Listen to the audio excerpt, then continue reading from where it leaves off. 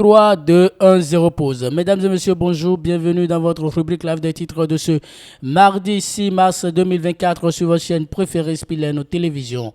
C'est l'affiche du jour qui ouvre le bal de ce numéro à la une. Malgré les appels de la plateforme des OSC et confections religieuses, les députés modifient le code électoral et corsent les conditions de participation à la présidentielle de 2026. Léa Diakta est par 79 voix pour 28 contre et une abstention. Le Parlement a procédé au vote de la loi 2024-13 modifiant et complétant la loi 2019-43 du 15 novembre 2019 portant code électoral en République du Bénin. Ainsi, plusieurs amendements ont été faits pour corser les conditions de candidature à la présidentielle de 2026 et pour renforcer le système partisan.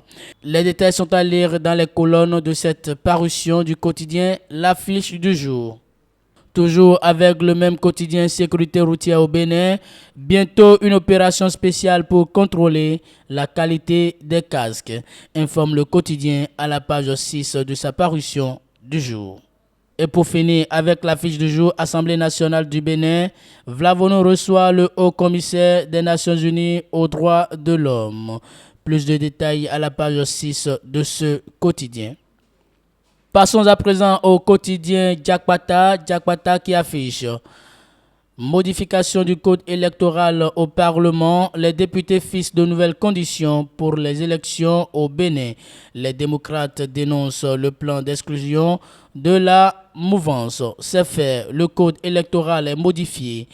Les honorables députés à l'Assemblée nationale ont, au cours de leur séance plénière de ce mardi 5 mars 2024, examiné et adopté la proposition de loi portant modification du code électoral en République du Bénin. Plusieurs articles de l'ancien code ont été revus, de la participation aux élections à l'élection des candidats aux élections législatives, communales, locales et présidentielles. De nouvelles règles sont définies.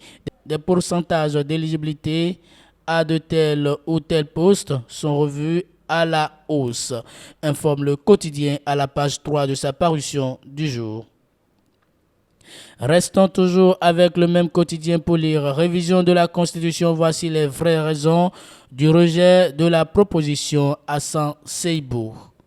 Et pour finir avec ce quotidien révision de la Constitution, voici les vraies raisons du rejet de la proposition Hassan Seibou. Les détails sont à lire dans les colonnes de ce journal. Mesdames et messieurs, et c'est tout pour ce numéro de votre rubrique live des titres de ce mercredi 6 mars 2024 sur votre chaîne préférée Spilène Télévision. Merci pour votre fidélité, écoute et attention. Passez une très bonne journée.